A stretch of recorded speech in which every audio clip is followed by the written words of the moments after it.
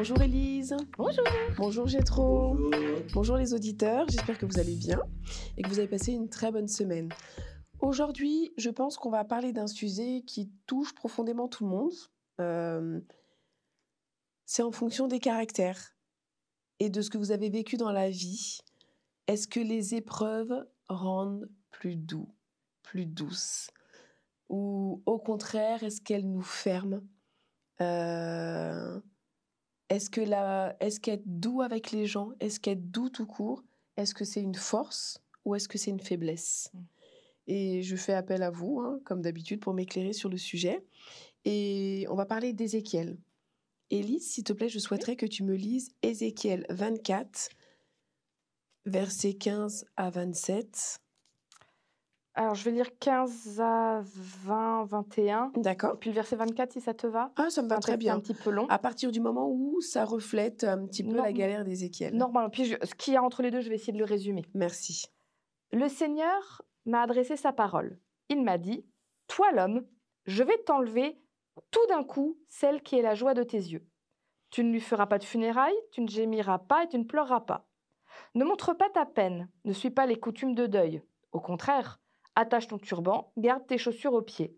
Ne couvre pas ton visage et ne mange pas la nourriture préparée pour les funérailles. J'ai parlé au peuple le matin et le soir, ma femme est morte. Le matin suivant, j'ai fait ce que le Seigneur m'avait commandé. Les gens m'ont demandé, « Explique-nous ce que tu fais. » Je leur ai répondu, « Voici ce que le Seigneur m'a chargé de vous dire, à vous les Israélites. Moi, le Seigneur Dieu, je vais laisser les gens traiter mon lieu saint avec mépris. Pourtant, il vous rend fiers, il est la joie de vos yeux et l'espoir de vos vies. » Et puis je vais aller au verset 24. Pardon, j'ai sauté, j'étais en train de me dire ça ne va pas, c'est j'ai sauté une page. J'ai 2 pages de ma Bible collées. C'est terrible et c'est précieux, alors je ne veux pas l'abîmer. On va y aller doucement. Voilà. Verset, j'ai dit 24. En agissant ainsi, Ézéchiel vous prévient de ce qui va arriver. Vous agirez exactement comme lui, et quand cela arrivera, vous saurez que le Seigneur Dieu, c'est moi. Alors, c'est très complexe, mais du coup, avant tout ça, j'aimerais que quelqu'un me rappelle, c'est quoi un prophète? Un prophète, on pourrait dire que c'est un porte-parole qui parle de la part de Dieu. Il peut parler sur le présent, il peut parler sur le futur, il peut parler sur le passé, mais surtout, il parle de la part de Dieu. Et dans le contexte d'Ézéchiel, souvent, il a des choses pas très marrantes à annoncer parce que le peuple que Dieu s'est choisi pour annoncer qui il était, bon, il a pris mauvaise voie, il se plante, fait n'importe quoi, le mal, le péché, la prostitution, la débauche, tout, enfin bon, la violence. Et puis Dieu va le rappeler à l'ordre au travers du prophète Ézéchiel.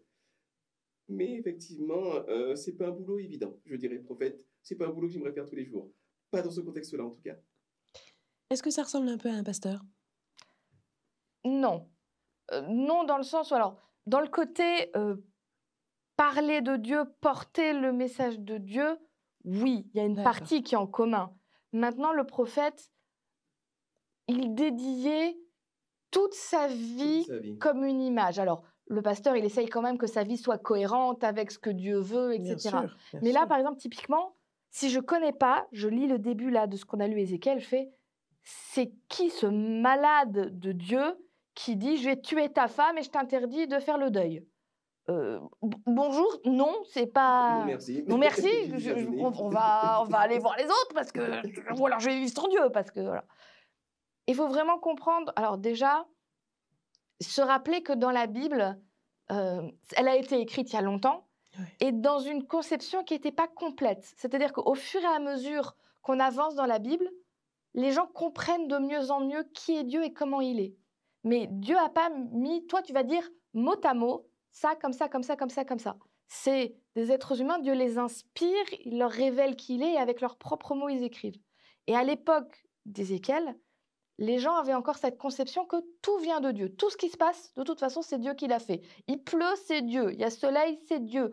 Un enfant survit à une maladie, c'est Dieu. Par contre, l'autre à côté, il en est mort, ah ben c'est Dieu aussi.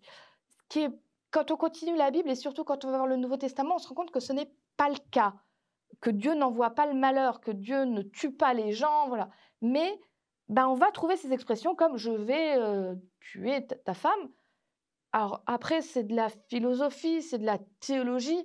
On peut le comprendre comme Dieu, sachant que, à cause d'une maladie ou de quelque chose, la femme du prophète allait mourir, dit « Écoute, tu as choisi, tu as fait un partenariat avec moi et tu n'as pas été obligé, Ézéchiel, tu as choisi un moment de dire « Je veux que tout ce qui m'arrive puisse être un modèle pour le peuple, pour sauver le peuple et qu'il ne fasse pas de bêtises. » Donc Dieu lui dit « Écoute, voilà, il arrive ça.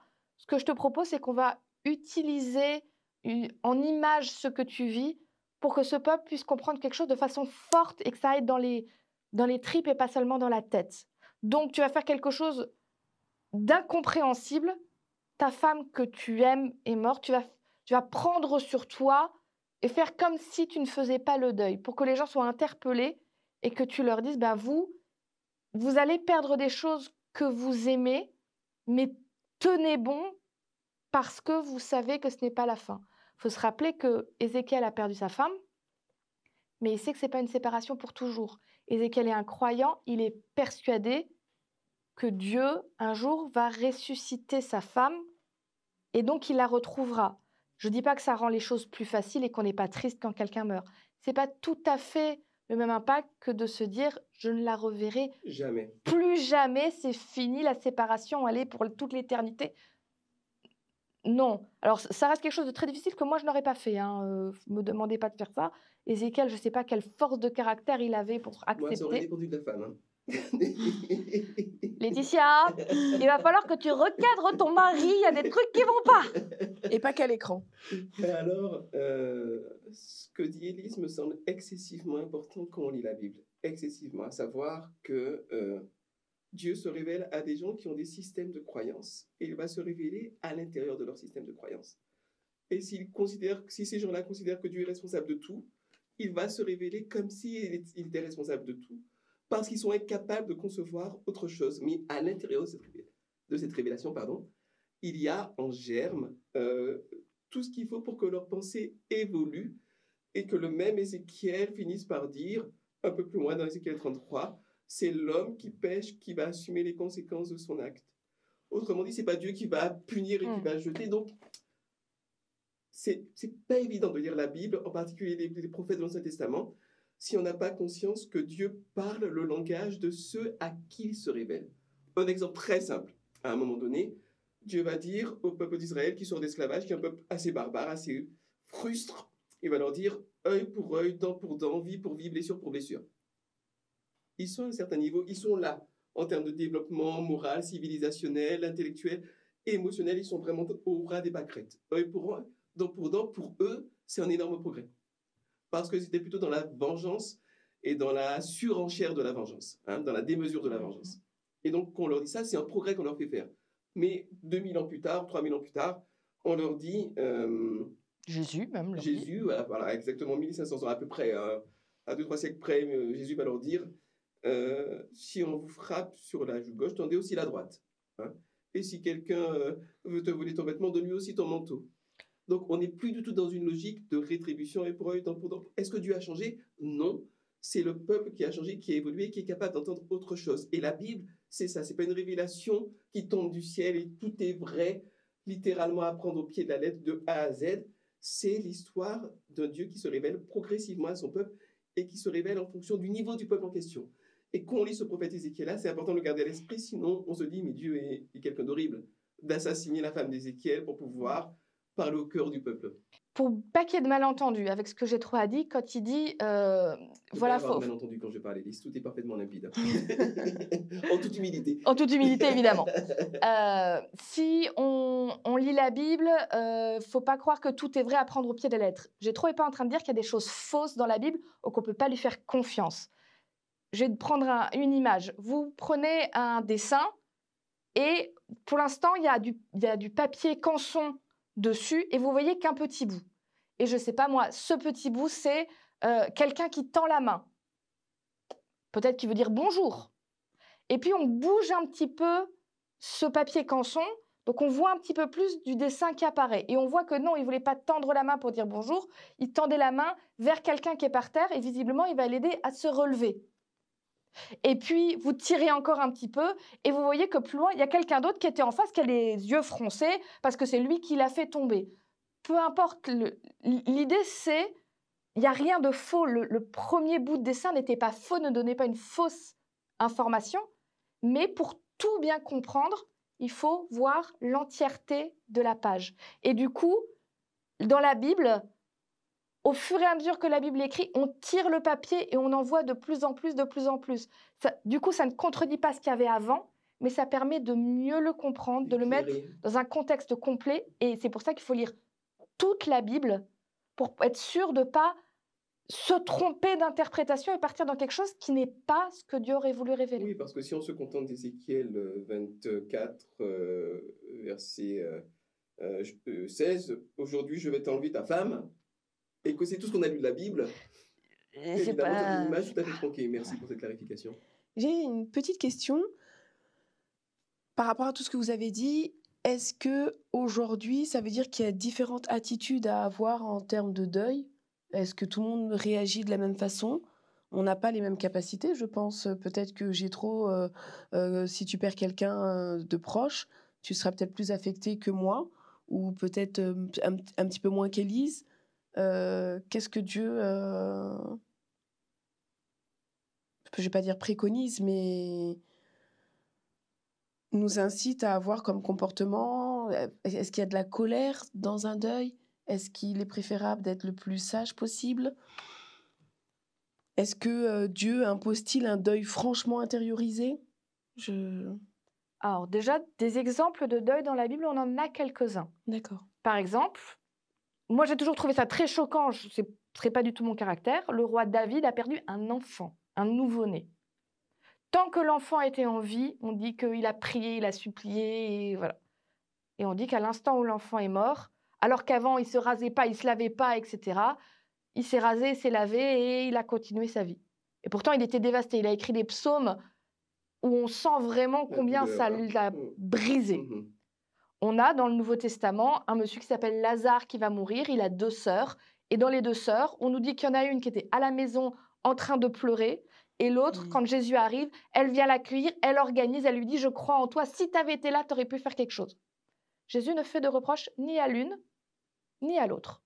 Ça veut dire qu'il faut arrêter de penser que Dieu est cette espèce de père fouettard qui dit « Si tu ne rentres pas dans le bon cadre, je ne te connais pas, ou en plus je vais t'en faire baver ». Moi, je crois que Dieu, il est dans une tolérance avec nous énorme parce qu'il sait qu'on est tous très différents. D'abord, quand on perd quelqu'un, je sais pas moi, on perd même un parent, on n'a pas tous les mêmes relations avec nos parents. Certains ont des relations super, mais ils sont devenus hyper attachés et pour eux, c'est la fin du monde quand le parent meurt parce que c'est un déchirement, le cordon n'avait pas été coupé et ça fait super mal. D'autres, ils ont une relation super, mais du coup, le parent a une vie très remplie, fatigué, et donc du coup, on est triste, mais on se dit, il est en paix, il a vécu une bonne vie, ça se fait dans la douceur. Il y en a certains qui ont des très mauvaises relations avec leurs parents, et pour qui, pardon, hein, je ne dis pas que c'est bien, mais pour qui c'est un soulagement, parce que c'est la fin d'une blessure et de quelqu'un qui leur a fait du mal toute leur vie. Il y en a d'autres pour qui, quand le parent meurt parce que c'était compliqué, c'est terrible parce qu'on n'a jamais pu régler les problèmes. Aucun de ces gens, fondamentalement, n'a tort, parce que c'est tellement compliqué les relations humaines. Et du coup, le rapport qu'on a à la souffrance, à la mort, à notre propre souffrance, à la douleur, tout ça, qui on est pour juger? Et c'est trop facile d'aller voir les gens dire « Mais si tu étais croyant, si tu croyais en Dieu, tu ne serais pas triste comme ça. » Il y a des gens pour qui il faudra des années de larmes. Il faudra des années de larmes et Dieu sera là pour essuyer chaque larme. Et il y en a d'autres qui auront du mal à exprimer les sentiments, qui intérioriseront. Dieu saura quand même que leur cœur est triste, même s'ils me présentent un aspect fort de l'extérieur. Je crois que le plus important, c'est pas est-ce qu'il y a une bonne méthode, il n'y en a pas, on fait du mieux qu'on peut dans ces cas-là. L'important, c'est de se rappeler que Dieu a décidé d'être avec toi pour t'accompagner, pour te consoler, pour t'apporter des fois ne serait-ce que juste du repos pour que tu arrives à t'endormir quand tu as pleuré toutes les larmes de ton corps. Et que Dieu enseigne à ceux qui croient en lui de dire « Ne dis rien des fois, ferme ta bouche soit juste là. S'il veut pleurer sur ton épaule, il pleurera le temps qu'il faut et ne rajoute pas de la peine à sa peine. Tout à fait. J'ai peut-être une illustration avec ce stylo que j'ai planqué discrètement derrière la lampe. Si je le plie avec la force que j'ai, il va se tordre. Et il a une certaine résilience. Il peut petit à petit reprendre une forme de stylo, grosso modo. Hein. Mais si je vais trop fort, il y aura un point de rupture. Et, comme le dit Élise, je suis tout à fait d'accord avec ça, le point de rupture de chacun n'est pas le même. On va nous soumettre tous les trois à un stress. Nous aurons tous un point de rupture à un niveau différent. Bien sûr. Mais alors, ce sur quoi j'aimerais insister, c'est qu'avant le point de rupture, il y a un potentiel dans chaque être humain de résilience. Pas le même. Le point de rupture n'est pas le même. D'où l'importance, ce ne sera jamais assez dit de ne jamais juger quelqu'un qui est dans le deuil, qui est dans la dépression, de ne jamais appliquer des stéréotypes tout faits, du genre si tu crois en Dieu aussi, si tu as un peu de courage, ou bien allez, relève la tête, il te suffit de respirer un bon coup, ça va aller mieux. Ça, ce sont des choses qui font beaucoup plus de mal, d'une manière générale, que de bien.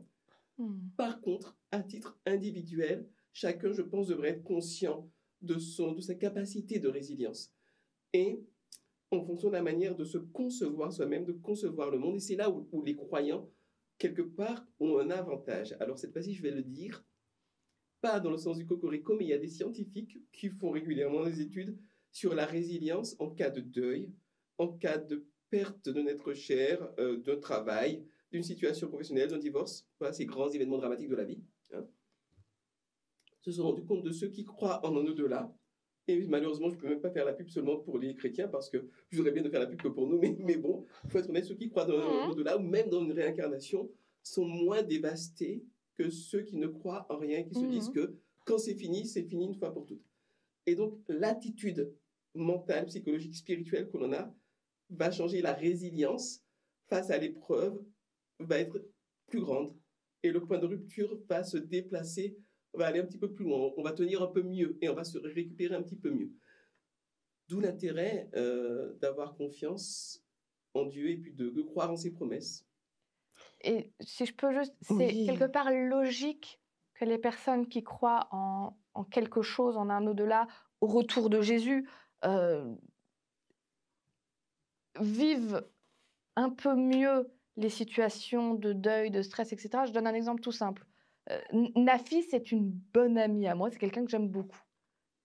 Si demain Nafi me dit, écoute, je pars de l'autre côté du monde en Australie et je resterai là et on ne pourra plus se voir pendant des années, je vais être triste. Le jour où elle part, elle prend l'avion, moi je vais être à l'aéroport en train de pleurer tout de suite. Nafi, reviens, t'en vas pas. Parce que je serai triste, la séparation est extrêmement triste.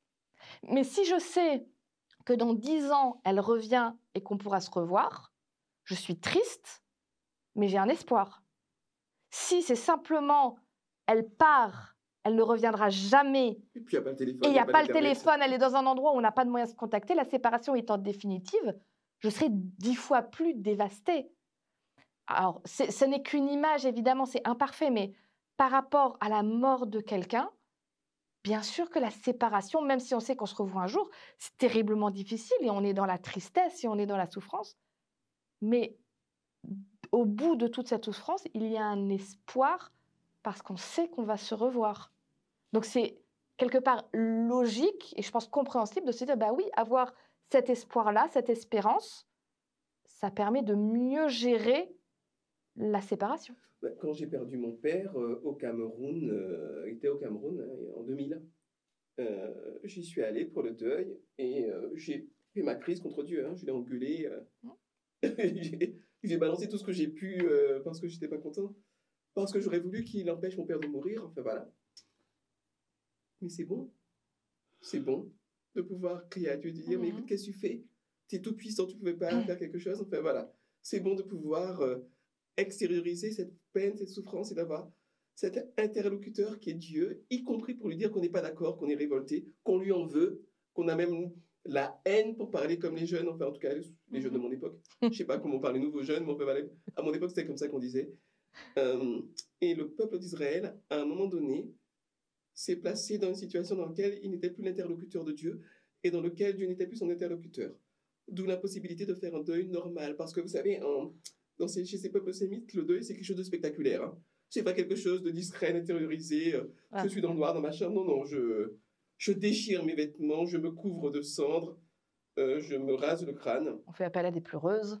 On fait appel à... Tu veux expliquer un petit peu les pleureuses? En fait, c'est donc dans ces cultures-là sémites, on engage des personnes dont le métier, c'est de venir au moment des enterrements pour pleurer et se lamenter à haute voix, etc., pour exprimer à tous ceux qui seraient autour que la personne qui est ici, elle va manquer, que c'était quelqu'un d'aimé. De précieux, hein.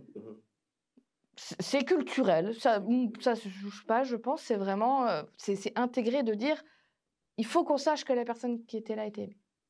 Et c'est ça que je trouve très beau avec le deuil en face de Dieu, c'est qu'on peut lui dire tous nos désaccords et on n'est quand même pas seul. Même avec quelqu'un avec lequel on n'est pas d'accord, mais on n'est quand même pas seul. Et ça permet de ne pas rompre le lien. Alors, avant que je conclue, Élise, est-ce que tu peux me lire 1 Pierre 1, versets 22 à 25, s'il te plaît? Bien sûr. En obéissant à la vérité, vous êtes devenus purs pour aimer sincèrement vos frères et vos sœurs chrétiens. Aimez-vous donc les uns les autres de tout votre cœur. La parole de Dieu vous a fait naître de nouveau. Et cette parole n'est pas comme une graine qui meurt. Elle est vivante, elle ne meurt pas, elle dure toujours. En effet, les livres saints disent « Tous les êtres humains sont comme l'herbe, et tout ce qui les rend importants est comme la fleur des champs. L'herbe sèche et la fleur tombe. Mais la parole du Seigneur dure toujours. Cette parole, c'est la bonne nouvelle qu'on vous a annoncée. » Alors, si je reprends tout ce que vous m'avez dit tout à l'heure, et je vais rebondir sur... tu as parlé tout à l'heure de non-jugement. Et j'ai trouvé ça très pertinent pour avoir vécu plusieurs fois. Souvent, les gens dans les églises nous disent « Mais si tu as vécu ça, c'est que ton comportement n'était pas en adéquation avec la parole de Dieu. » Ce qui peut être vrai, mais qui peut être totalement faux. On ne peut pas dire à quelqu'un que parce que tu es malade, tu l'as mérité. Dieu ne punit pas, Dieu ne donne pas la maladie parce que ça fait plaisir. Et je pense qu'il faut faire très attention à ces paroles qui peuvent choquer et blesser quelqu'un, alors que c'est même pas la vérité. Alors, est-ce que, d'après tout ce que vous m'avez dit,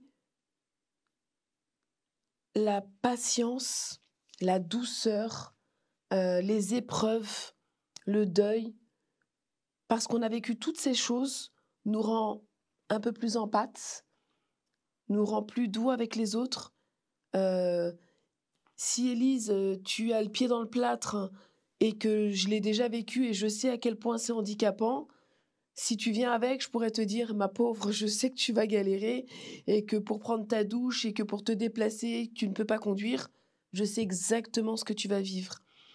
Après, ça ne veut pas dire que parce qu'on n'a pas vécu, on n'a pas une petite idée de la galère que l'autre peut vivre. J'ai pas perdu encore ma mère, mais je sais pertinemment que si je perds ma mère, ça me fera mal.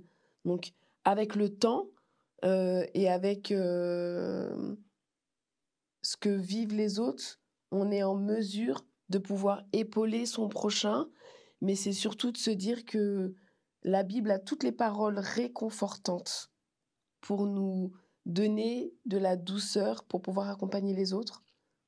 L'apôtre Pierre, je crois, est bien placé pour répondre à cette question-là en particulier, comme ça a été lu, quand il dit que la parole de Dieu vous fait naître de nouveau. Aimez-vous donc les uns les autres de tout votre cœur. Pierre, il faut connaître Pierre pour comprendre la portée du texte. Pierre, c'était le gars qui pouvait te mettre un coup de poing facilement, sortir son épée, te couper l'oreille s'il n'était pas content ou s'il avait peur. C'était aussi quelqu'un qui était prompt à se juger lui-même, notamment dans sa fiabilité. Se mettait très haut, puis les autres moins haut. Il était très rapide dans ses jugements, il n'était pas doux. Et avec l'expérience, avec les épreuves, notamment l'épreuve de la mort de Jésus, il a eu l'occasion d'évoluer, de devenir beaucoup plus doux, et c'est celui qui écrit dans ses épîtres, ses lettres, aux églises, aux premières églises chrétiennes, les plus belles choses sur l'amour. Celui qui connaît Dieu aime, car Dieu est amour, et celui qui n'aime pas n'a pas connu Dieu. C'est lui qui va écrire des choses vraiment qui montrent à quel point, non seulement la douceur est quelque chose qui vient au contact de Dieu, mais aussi à quel point la douceur est quelque chose d'extraordinairement puissant. C'est sous-estimé, mais c'est quelque chose de très puissant. Par exemple, tu disais tout à l'heure, si je me casse la jambe, si toi, tu as une jambe cassée, tu es capable de dire « Ah, ma pauvre, je sais que tu vas galérer à te doucher, tu ne pourras pas conduire. » Mais la douceur, l'empathie, ça amène aussi de se dire « Je sais que tu vas galérer pour le faire, parce que je l'ai expérimenté. Du coup, je vais te dire ben, est-ce que tu veux que je t'emmène quelque part? Est-ce que tu veux que je fasse des courses ?» Tu sais, à la maison, parce que quand je l'ai eu, j'ai acheté, j'avais un tabouret qui permet de mettre le pied en dehors de la douche pour pouvoir se doucher sans être embêté. La douceur, la vraie douceur, c'est pas de la faiblesse, c'est une capacité à se mettre dans la peau de l'autre ou à la portée de l'autre pour pouvoir l'accompagner. Et Pierre était un champion de ça, parce que pareil, dans l'une de ses lettres, il écrit à un moment, et je pense que c'est très important ça que... Il est devenu, hein. Oui, que n'importe qui l'entende, c'est si vous voyez quelqu'un qui a faim et qui a soif, et que vous lui dites « Ah, je prierai pour toi, Dieu va t'aider », et que tu t'en vas, qu'as-tu fait pour lui?